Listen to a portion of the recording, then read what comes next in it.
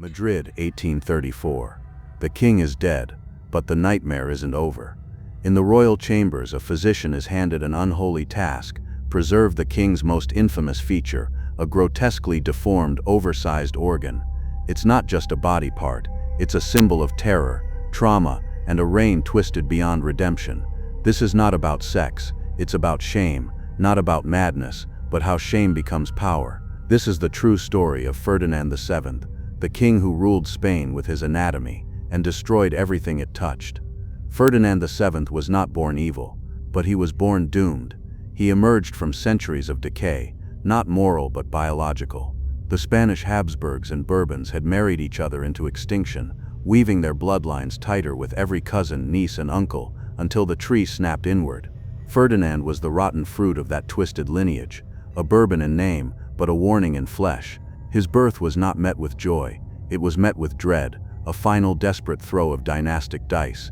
His body told the tale. He was not malformed in any obvious way, no twisted limbs or drooping eyes, but whispers grew with him. Servants spoke of something unnatural. His wet nurses refused to bathe him alone. Palace doctors made vague, evasive reports. And when he reached adolescence, the rumor could no longer be hidden. The young prince bore a grotesque anatomical feature, an enormous, misshapen genital organ. Not a gift, a deformity. Not virile, but monstrous.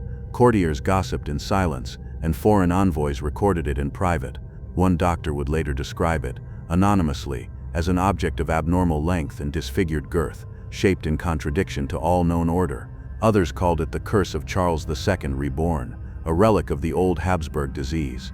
Ferdinand's education, his grooming as heir, even his religious instruction, were all marked by this looming obscenity. While other princes were taught the art of diplomacy, Ferdinand learned concealment. While others studied scripture, he studied silence, and what began as a physical shame became a psychological empire.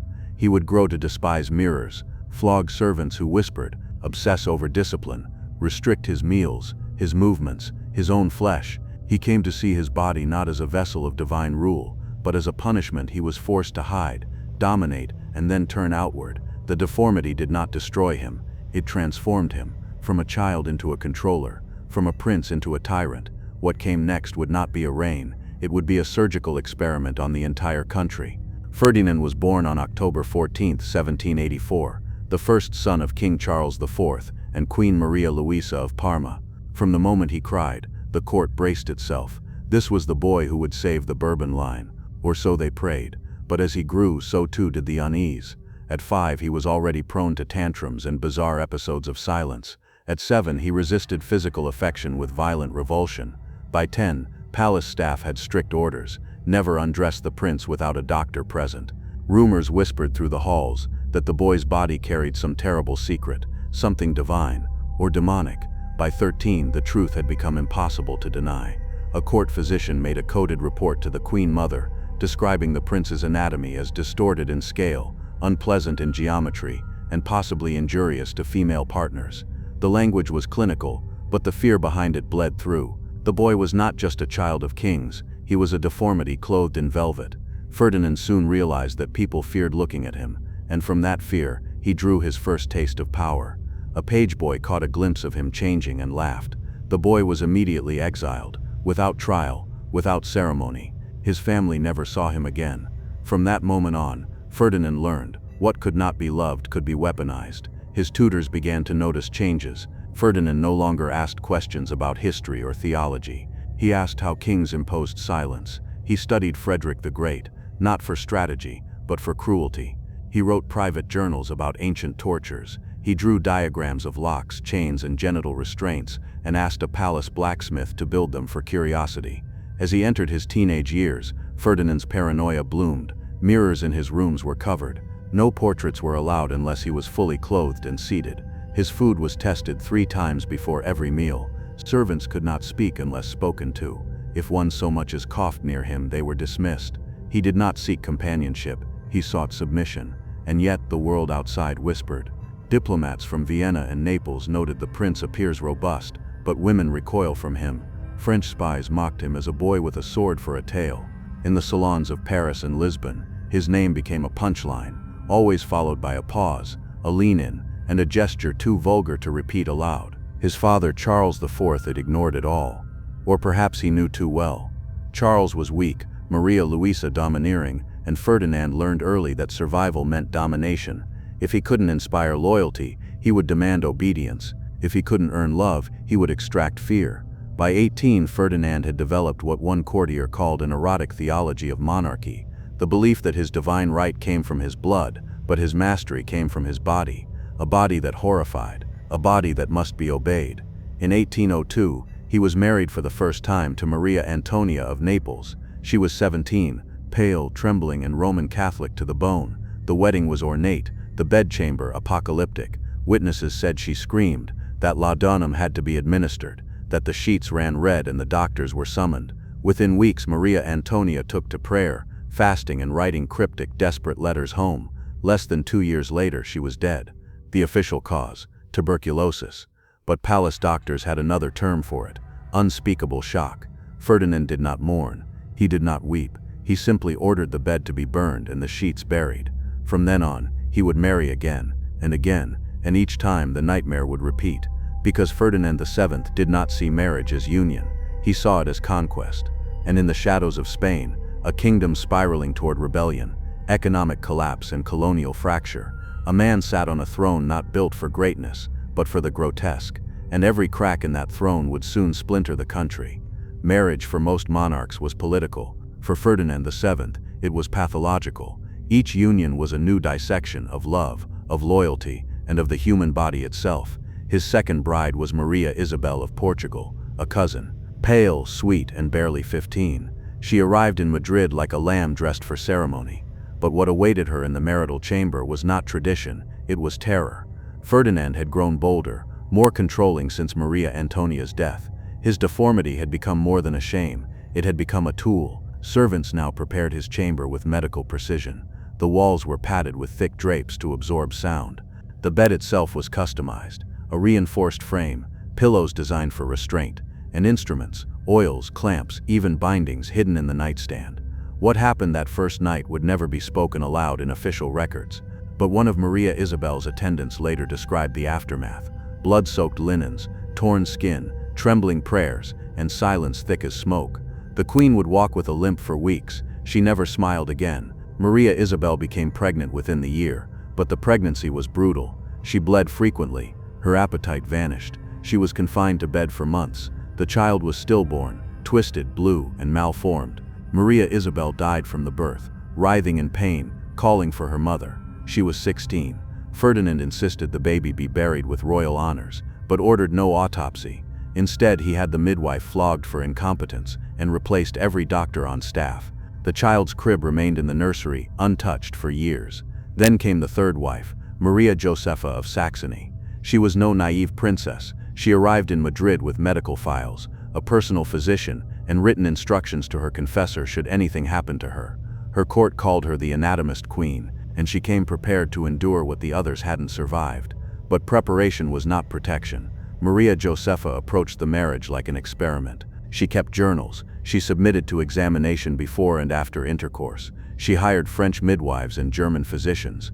During one medical session, a doctor reportedly exclaimed, "This is not anatomy, this is warfare." Still, she was never able to carry a child. Her body, like Ferdinand's mind, fractured under the pressure. She developed tremors, spoke in riddles, was seen wandering palace halls in a nightdress, whispering to herself. She died within 2 years, some say of fever. Others said she drank mercury to end the torment. Ferdinand blamed foreign doctors, accused them of sabotage, expelled them all. And with each queen who died, his paranoia thickened.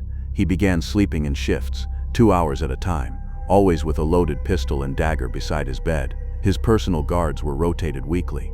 The wine was tested by 3 tasters. He installed hidden peepholes in the queen's quarters, claiming they were for protection, but they were not.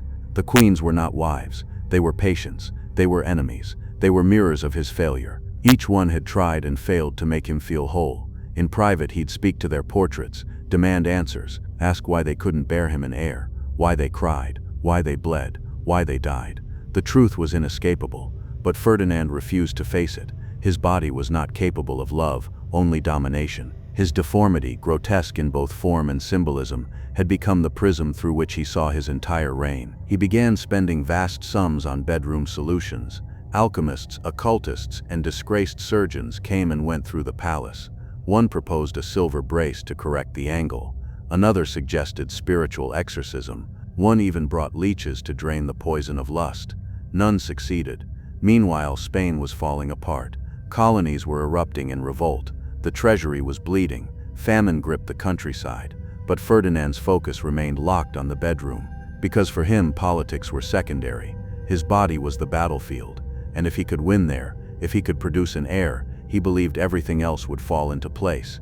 He began commissioning paintings of idealized royal births, drafted legal documents affirming the legitimacy of any future male child, no matter how conceived. He even wrote a personal prayer to the Virgin Mary, begging her to reshape his body into the mold of Adam. The palace turned into a sanctum of madness. Portraits of his dead queens were hung in his private chapel, their dresses preserved in glass, their letters sealed in black ribbon. He would visit them at night, touching the velvet, weeping and whispering, "You failed me." But he had not yet given up. There would be a fourth marriage, a final hope, a last desperate act to prove that he and his deformity still ruled. And that hope would come in the form of Maria Cristina, a young Neapolitan noblewoman already pregnant, but not by him. The king was about to gamble everything, his crown, his soul, his daughter, because this was no longer a reign. This was a disease, spreading from bedchamber to throne. By the time Ferdinand VII married his fourth wife, Maria Cristina of the Two Sicilies, he was a husk of a man, bloated, arthritic, and raving with paranoia. Yet behind the trembling hands and gout-rotted flesh, his obsession remained intact, to create an heir that would redeem his broken body and failing rule. But Maria Cristina arrived with a secret. She was already pregnant, and not by the king. No one dared whisper the truth aloud, but the palace hummed with tension. Servants held their breath. Midwives were bribed. The father, a young Neapolitan guard named Agustin Fernando Muñoz, disappeared from records, but not from suspicion. Everyone knew, Ferdinand knew, and yet, he accepted the child. On October 10, 1830, Isabella was born. A girl, healthy, pink-cheeked, breathing proof that the Bourbon line might live on. Ferdinand declared her birth a miracle, a sign from God that his manhood had been vindicated. But privately, the gears of madness turned louder. He ordered her crib moved beside his bed, insisted on inspecting her himself, every finger, every toe, the shape of her nose, the curve of her ears. He commissioned anatomical sketches comparing Isabella's features to his own, and to every male courtier in Madrid. Within months, the nursery became a surveillance chamber. He installed peepholes in the walls, ordered the dolls dissected, looking for hidden messages. Servants were interrogated, accused of planting foreign traits in the child. Maria Cristina was not a wife now. She was a suspect. Her prayers were monitored. Her food was tasted. Her letters were steamed open, then resealed. The queen's ladies-in-waiting were rotated constantly to prevent alliances. Anyone who laughed too loudly or lingered too long with the child was reassigned. What had once been personal shame had metastasized into full political paranoia, and beyond the palace walls, Spain was crumbling. Colonial revolts had stripped the empire to the bone. Venezuela, Argentina, Peru, and Mexico, all gone. The treasury was empty, the people starving. Yet Ferdinand spent small fortunes on mystical advisors, fertility elixirs, and foreign experts in child resemblance. One German phrenologist examined baby Isabella's skull and pronounced it Bourbon-shaped. Ferdinand wept, then had him knighted. The king's body, once whispered about in shadows, now commanded the entire kingdom's future. Every act of governance was filtered through his obsession with legitimacy. He purged nobles who questioned Isabella's paternity, exiled priests who hinted at scandal, silenced opposition with forged decrees, some written while drooling and feverish. He ordered statues of himself installed in nursery gardens, so the child would see his face daily and recognize her blood, and all the while his health collapsed. His legs ballooned, his gums bled, his urine turned black. Still he clung to delusion that he was strong, virile, the chosen father of a future queen. But the court had eyes. They saw the sores, they heard the screams, they smelled the rot. Physicians tried to intervene. Some suggested rest, others abdication. One even dared recommend confession. Ferdinand had him exiled to Galicia. At night the king would crawl to the nursery on all fours, wheezing, whispering prayers into Isabella's ears, not for her health but for confirmation. "You are mine," he would mutter. Say it. She was 3. By 1833 he could barely speak, his tongue was swollen, his teeth had fallen out, gangrene had reached his groin, but still he refused to relinquish power. Instead, he summoned physicians from Rome with a single command: preserve the truth. That truth, monstrous and misunderstood, lay between his legs. In his final weeks, his mind unraveled completely. He accused the palace guards of conspiring with gypsies. He ordered the royal horses excommunicated for mocking him. He had Maria Cristina followed through hallways, convinced she was a witch. When his favorite hound refused to sleep at his feet, he wept for hours. But even as death reached for him, he remained fixated on what had always defined him: not policy, not military, not legacy, his body. On his last night he called for a mirror. When the servant hesitated, he screamed, "Bring me the thing that made me king." They brought the mirror. He looked, he laughed. Then he died.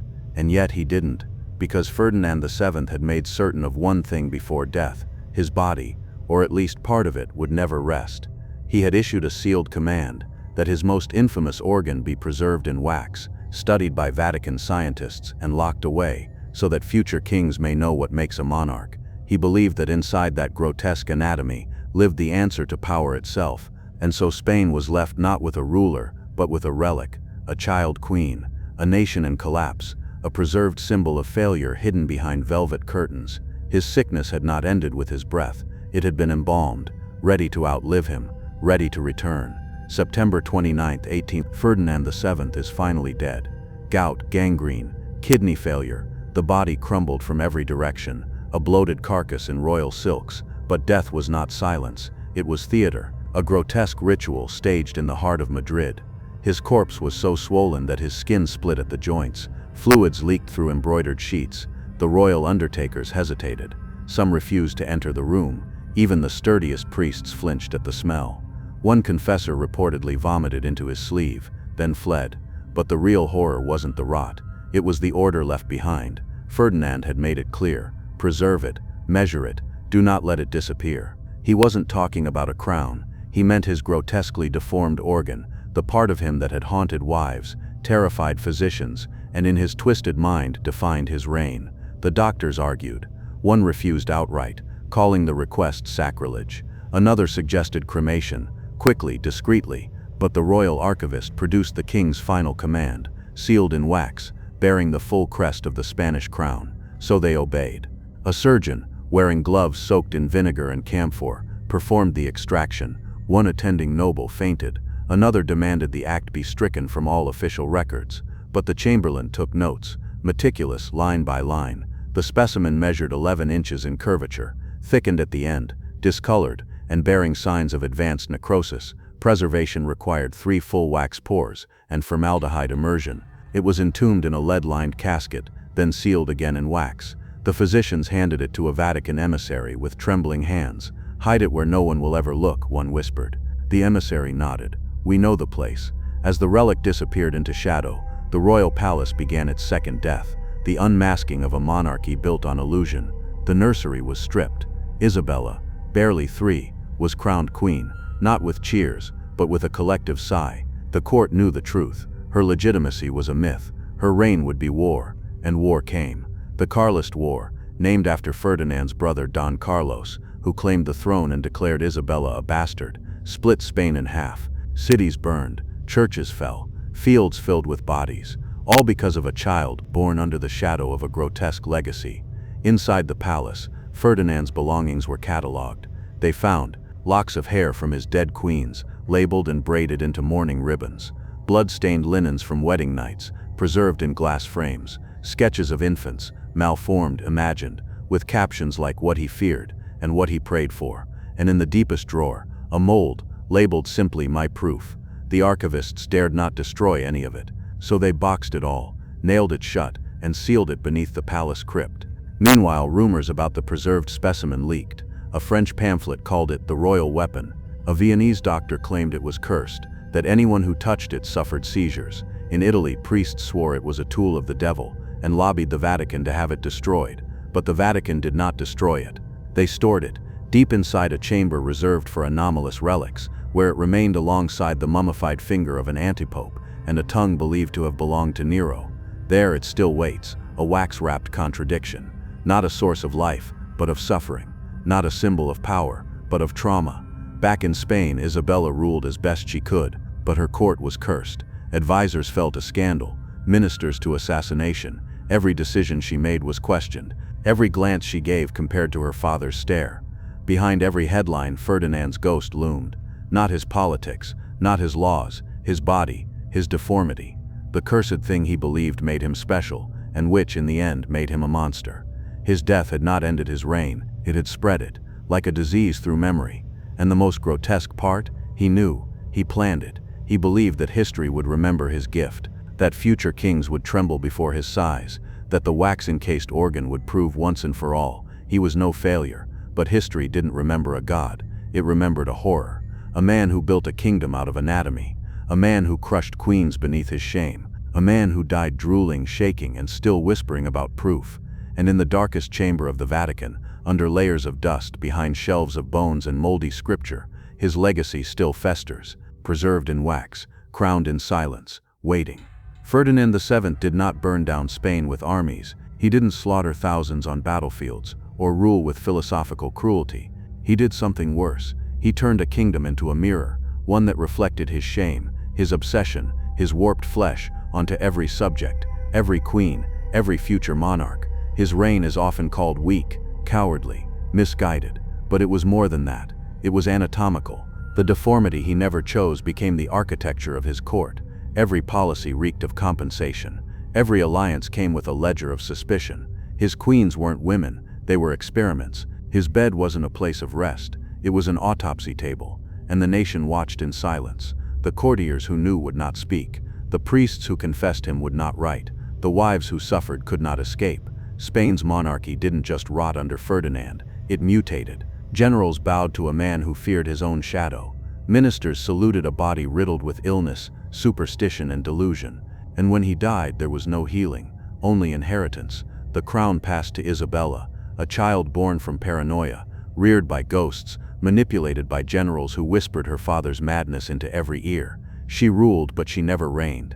Because how could you follow a man whose legacy had been preserved in wax? Ferdinand's specimen remains unlisted in public archives. No plaque, no name, no shrine, just an object sealed away, too grotesque to display, too symbolic to destroy. It is not a joke, it is not even erotic, it is not even tragic. It is a symbol of a royal body turned into state machinery, of a nation twisted by silence and shame, of what happens when you give absolute power to a man at war with himself. And so, centuries later, Ferdinand VII is not remembered for treaties or victories, not for reforms or ideas. He is remembered in rumors, whispers, grotesque jokes, all circling a single truth, that sometimes history's worst monsters aren't tyrants by choice. They are accidents, born into bloodlines too tangled to breathe, raised in palaces that silence cries, given thrones they were never meant to sit upon. Ferdinand VII did not create his curse, but he ruled with it, and in that hidden chamber, sealed in darkness, wrapped in wax, his reign never truly ended.